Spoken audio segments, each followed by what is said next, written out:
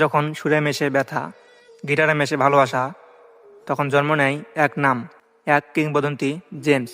Bangla rock মিউজিকের ইতিহাসে তিনি যেন এক অগ্নিশিখা, এক অনুভূতির প্রতীক। চলুন আজ শুনে আসি জেমসের এমন 5টি গান যেগুলো সময়ের গণ্ডি পেরিয়ে এখনো হৃদয়ে বাজে।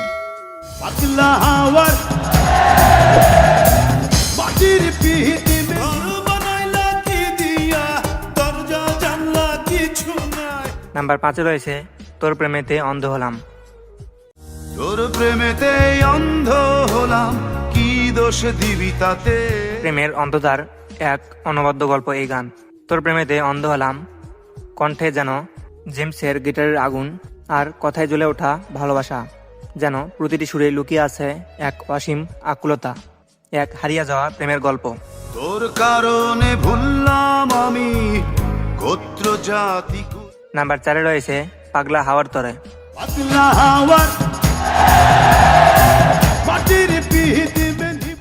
এই গানটা শোনার পর মনে হয় বাতাসেও যেন পাগল হয়ে গেছে।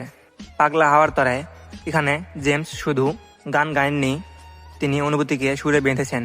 তার গিটারের ঝংকারে যে মুক্তি, তা যেন প্রতিটি শ্রোতার মনে ঝড়।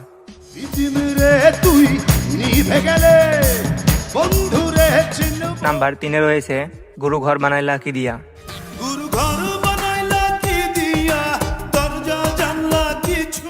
গ্রাম বাংলার ভাষা, সরলতা আর প্রেমের গভীর ব্যথা সব মিলিয়ে এই গান যেন এক রক সঙ্গীতের সোনালী রূপ। গুরু ঘর বানাইলা কি দিয়া এর কথাই আছে অভিযোগ, সুর আছে মায়া, আর জেমসের কণ্ঠে আছে অদ্ভুত এক জাদু, যা সরাসরি মনে গিয়ে লাগে।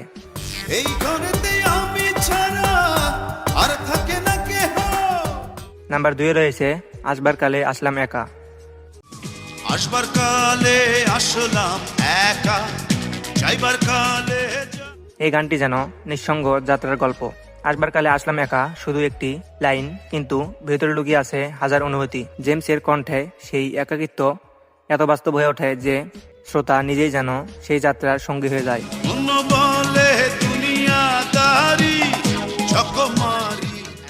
নাম্বার 1-এ রয়েছে কবিতা। কবিতা তুমি নিশাচর আমায়।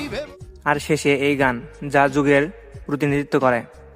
কবিতা শুধু একটি গান নয়, এটি এক অনুভূতির নাম, ভালোবাসা, বেদনা আর অন্তরের গভীর আবেগের এক নিখুঁত প্রকাশ। জেমস এখানে যেন কবিতার ভেতরেই ডুবে আছেন। গিটারের প্রতিটি স্ট্রিং যেন হৃদয়ের ধ্বনি।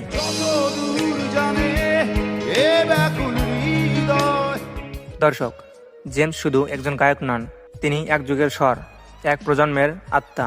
তার প্রতিটি গান আমাদের শেখায় সুর যদি সত্য হয়, সে কখনো মরে না।